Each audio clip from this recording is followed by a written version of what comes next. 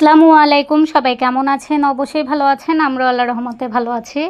তবে আমার আম্মু অনেক অসুস্থ। আম্মু হইতেছে হসপিটালে ভর্তি। আমি এর মধ্যে কোনো ভিডিও করিনি। তবে আমি একটা ছবি পোস্ট করেছিলাম আম্মু অসুস্থ। তো আম্মু এখন পর্যন্ত সুস্থ হয়নি, অনেক বেশি অসুস্থ, হসপিটালে আছে এখনও। দেখা যায় আম্মুকে হসপিটালে রেখে আমার প্রতিদিনই বাসায় আসা লাগতেছে ঘরের কাজ করার জন্য, তারপর বাসায় রান্নাবাড়া করার জন্য, কারণ বাসায় ছোট ভাই আছে, তারপরে বাবা আছে, তাদেরকে রান্না করে দেওয়ার মতো কেউ নেই। এরপরে বাসায় 2-3টা বিড়াল আছে, অনেকেই জানেন যারা সবসময় আমার ভিডিওগুলো দেখেন।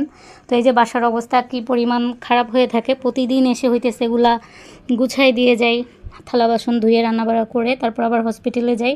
আসলেই খুব কষ্ট হয়ে যায়। এর মধ্যে সিজদামণির পরীক্ষা চলতেছে, তো আমি ভিডিওটা দেখানোর একটু আছে অবশ্যই বলবো ভিডিওর মধ্যে। এই যে দেখেন বাসার কী অবস্থা, এখন এগুলো সব গুছাবো, ধুবো, ঘর মুছবো, ঝাড়ু দিব, তারপর আবার হসপিটালে আম্মুর কাছে যাব। পাশের সিটে বলে আসছি আম্মুকে যেন একটু খেয়াল রাখে। তো আজকের ভিডিওটা আসলেই কী বলবো, খুব কষ্টের থেকে করতেছি, যেহেতু আম্মু অসুস্থ। আমি এর মধ্যে কোনো ভিডিও পোস্ট করতেছি না, কিভাবে করব। দেখা যায় আম্মুর কাছে একবার থাকা লাগতেছে, বাসায় এসে আবার কাজ করা লাগতেছে। যে বাসার অবস্থা তো দেখতেই পারতেছেন, এগুলো সব এলোমেলো। কিছুক্ষণ পরেই আবার এগুলো সব গুছাবো। তো আমার বেশি কষ্ট লাগে যখন আমার আম্মু অসুস্থ হয় বা আমাদের পরিবারে কেউ অসুস্থ হয় আমাদের ঘরে, তখনই আমি বুঝি, একটা জিনিস অনুভব করতে পারি। আসলেই আমাদের যখন বিপদ আসে না, আমরা বিপদে পড়লে খুব কাছের যে আপন মানুষগুলো আছে তাদেরকে চেনা যায়। আমি জানি না, আমার ভিডিওগুলো অনেকেই দেখে, আমার আত্মীয় স্বজন দেখে, সবাই দেখে। জানি না আসলে কে কী ভাববে, কতটুকু কষ্ট পাবে। আসলে আমি সবাইকে উদ্দেশ্য করেও না, আবার আমার কষ্টের কথাগুলো বলতেছি। এই পর্যন্ত আমার মা যতবার অসুস্থ হয়েছে, পরিবারের কাউকেই পাই নাই, ফ্যামিলির যে আমার মাকে এসে দেখবে। এর আগে আমার বাবা স্ট্রোক করছে, বাবা একদম প্যারালাইজ হয়ে গেছিলো। আমাদের ফ্যামিলির কেউ আসে নাই, আমার বাবাকে দেখতে কেউ আসে নাই। তো আমার এত পরিমাণ কষ্ট লাগছে। আম্মু এর আগে হার্ট অ্যাটাক করছে, তারপর এভাবে নর্মাল স্ট্রোক করছে, অসুস্থ ছিল অনেকবার, আম্মু হসপিটালে ভর্তি ছিল। তো যখনই আমার মা হসপিটালে থাকে না, দেখা যায় কাউকে পাই না। তো কী করব, আসলে সবই আল্লাহর ইচ্ছে। সব ফ্যামিলিতে বা সব পরিবারের সবাই একরকম হয় না। তবে আমি জীবনে চলার পথে এমন কিছু বন্ধু পাইছি যারা কিনা রক্তের সম্পর্ক তাদের সাথে না হয়েও তারা রক্তের সম্পর্ক থেকে অনেক বেশি অনেক করেছে। যে আমার আম্মু অসুস্থ, ফোন দিয়ে কথা বলতেছে। যেমন আমার বেস্ট ফ্রেন্ড, সে আজকে যাইতে চাইছে, আমি মানা করছি। আমার বেস্ট ফ্রেন্ড অসুস্থ, তার জ্বর, তার হাজব্যান্ডের জ্বর, তারপরও সে বলতেছিল আম্মুকে দেখতে যাবে। পরে আমি মানা করে দিলাম, বললাম না, আম্মু সুস্থ হয়ে বাসায় আসুক তারপরে আসবেন। আর এই যে আমার সিজদামণি কিন্তু মাশাআল্লাহ অনেক লক্ষ্মী, সে বিছানা গুছায় পরে শুয়েছিল। পরে আমি আবার বলতেছিলাম তুমি ঘরটাও ঝাড়ু দিও, কিছুক্ষণ পরে সে ঘরও ঝাড়ু দিছিল, ভিডিওতে দেখতে পারবেন। আসলেই যার কেউ না আছে তার আল্লাহ আছে। এই যে বাসায় এসে এত তাড়াহুড়া করে রান্না করে আবার নিয়ে যেতেছি, আমার এত কষ্ট লাগে। যে হসপিটালে আসি, আশেপাশে আম্মুর আশেপাশে যারা ভর্তি আছে প্রত্যেকটা রোগীর আত্মীয় স্বজন যাইতেছে, রান্নাবাড়া করে নিয়ে যাইতেছে, দেখতে যেতেছে। আসলেই খাওয়া দাওয়া রান্নাবাড়া করে নেওয়া এটাই বড় কথা না, একটু চোখের দেখা দেখতে গেলেও কিন্তু শান্তি লাগে। আমার আম্মু যখন অসুস্থ থাকে, আমার আম্মুকে তো দেখতে কেউ আসে না, কিন্তু যখন আমার ফ্যামিলির কেউ অসুস্থ থাকে, তো আমার আম্মু বারবার বলতে থাকবে একটু ফোন দে, আমার একটু নিয়ে যা, তোদের জন্য আমি যাইতে পারি না কোথাও কাউরে দেখতে, আমার এমুক অসুস্থ, আমার অমুক অসুস্থ। কিন্তু আমার আম্মু এতবার অসুস্থ হয়েছে, এর মধ্যে এরকমও দিন গেছে আগে যে যাকে হোক না কেন, আমি নাম বলবো না, আমি খুব রিকোয়েস্ট করছিলাম যেন আমার আম্মুর কাছে 1 ঘন্টা থাকে, আমি বাসায় এসে গোসল করব। 3-4 দিন হয়ে গেছিলো, এর আগের বার আর কি। আমি গোসলও করার সময় পাই নাই, হসপিটালে কীভাবে করব, যেন আমি বাসায় এসে একটু গোসল টোসল করে যাইতে পারি আর কি। তাদের এরকমই ব্যস্ততা, তাদের ওই সময়টাও ছিল না। এই যে আম্মু হসপিটালে আছে, আমার মনে হয় অনেকেই ভাবে যে ফোন দিয়ে আবার কোন বিপদে পড়বো। আমি অনেককেই ফোন দিয়ে জানাইছি আমার আম্মু অসুস্থ বা আম্মুকে যেন একটু দেখতে আসে, আমার সিজদামণির পরীক্ষা চলতেছে। আমি সকাল 6টা বাজে হসপিটাল থেকে আসি, সারা রাত থাকি সিজদামণিকে নিয়ে। আসার পরে আবার ঘরের সব কিছু গুছাই, বাসায় যেহেতু বিড়াল পালি, বিড়ালের খাবার রেডি করি, ঘর টর গুছায় সিজদামণিকে স্কুলে দিয়ে আমি আবার চলে যাই আম্মুর কাছে।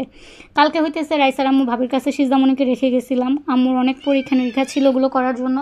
তারপরে আবার বিকালবেলা আসি, বিকালবেলা এসে আবার বাবার জন্য, ছোটো ভাইয়ের জন্য রান্নাবাড়া করি, ঘরের সব গুছাই। যেরকম এখন আজকে আসছি, এসে ডাল রান্না করতেছিলাম, তারপর ভাত রান্না করব, মুরগি রান্না করব, আরও কিছু করব। আসলে এই ভিডিওর মধ্যে তো আর অত কিছু দেখানো সম্ভব না। এর ফাঁকে যে একটু চা বানাইছি, মেয়েকে নিয়ে একটু চা খাবো, ছোটো ভাইকেও একটু দিছি, আর এই যে সাথে কুলফিও ছিল বসে।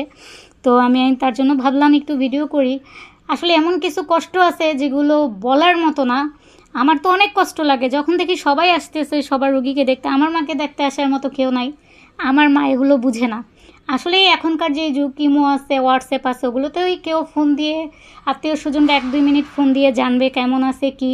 যারা দূরে থাকে তাদের কথা তো যাদের আসা সম্ভব না, অনেক দূরে থাকে, তারা যে ফোন দিয়ে খোঁজ খবর নেয় এটাই অনেক কিছু। কিন্তু যারা আসার মতো তারাও যে এসে দেখবে না মাকে, মার খোঁজ খবর নেবে না, এরকম অনেকে আছে যে আমি ফোন দিয়ে বলছি, দ্বিতীয়বার ফোন দিয়ে আর জানে নাই যে আম্মুর শরীরটা কেমন, যদি আশা লাগে আবার তারা এসে কোন বিপদে পড়বে, টাকা পয়সার ঝামেলা হইতে পারে বা অনেক কিছু ঝামেলা হইতে পারে, হয়তো এটা ভাবে। আসলে এটা কোনো সম্পর্ক না আমি মনে করি। তো আমি জানি না আমার ভিডিওটা দেখে কে কী মনে করতেছেন। আমি আমার কষ্টের কথাগুলো বললাম, কিন্তু আমি যে কষ্টটা ভোগ করতেছি এরকম কিন্তু আমাদের মধ্যে অনেকেই আছে যাদের কিনা এই কষ্টগুলো আছে। তো মহান আল্লাহ তাআলা আমাকে যতদিন বাঁচিয়ে রাখে, আমি আল্লাহকে বলবো আল্লাহ কখনো যেন আমাকে অতটুকু কঠোর মন না করে। আমি তো আমাদের আশেপাশেও যে যারা অসুস্থ হলে বা কেউ কারো কোনো সমস্যা হলে বলি না হসপিটালে যাওয়ার সময় বলবেন, যাবো সাথে বা যাই, আসলে এটাই নিয়ম। তো ইদানিং দেখতেছি রক্তের সম্পর্কগুলো না মানে হয়ে যাচ্ছে, দিন দিন পর হয়ে যাচ্ছে। আর যাদের সাথে এভাবে সম্পর্ক, রক্তের কোনো সম্পর্ক নাই, সেই সম্পর্কগুলোই অনেক গভীর হয়ে যাইতেছে। বাবা যখন অসুস্থ ছিল তখনও আমার ফ্রেন্ড এসে দেখে গেছে, আমার বেস্ট ফ্রেন্ড আসছে, হাজব্যান্ড আসছে, তারপর হইতেছে আদিবার আম্মু ভাবি আসছে, সবাই এসে আমার পরিচিত যারা আছে আমার বাবাকে দেখে গেছে, অনেক কিছু নিয়ে আসছে। ওই যে আমি প্রথমেই বললাম যে আনা নেওয়াটা কিছুই না, সব থেকে বড় হচ্ছে সম্পর্কটাই বেশি। যে আসলে আসলে না, দেখতে আসলে অন্যরকম একটা ভালো লাগা কাজ করে যে আমি অসুস্থ, আমাকে দেখতে আসছে। অসুস্থ থাকলে কেউ আসলে তখন অনেক ভালো লাগে। এই যে আমি তো আর কারোর জন্য বসে নাই যে না আমার মা হসপিটালে, কেউ আমাদেরকে একবেলা রান্না করে দেওয়ার মতো নাই। আমার মাকে এই যে আমি আসছি, আসার পরে আমার বাবার জন্য রান্না করছি, ভাইয়ের জন্য রান্না করছি, এগুলো রান্না করে নিয়ে যাব। তো আসলে পুরো ভিডিওটা তো আর এত বড় করা সম্ভব না, তার জন্য যতটুকু পারলাম ততটুকু আপনাদের সাথে শেয়ার করলাম। আপনারা সবাই দোয়া করবেন মহান আল্লাহ তাআলা যেন আমার মাকে দ্রুত সুস্থ করে দেয়, যে এখন আমি আবার খাবার দাবার নিয়ে হসপিটালে চলে যাব, আবার কালকে সকালে মেয়েকে নিয়ে আসব। তো আমার আম্মুর জন্য সবাই দোয়া করবেন। আমার আজকের ভিডিওটা এতটুকুই ছিল, সেই পর্যন্ত সবাই ভালো থাকুন, সুস্থ থাকুন, আল্লাহ হাফেজ।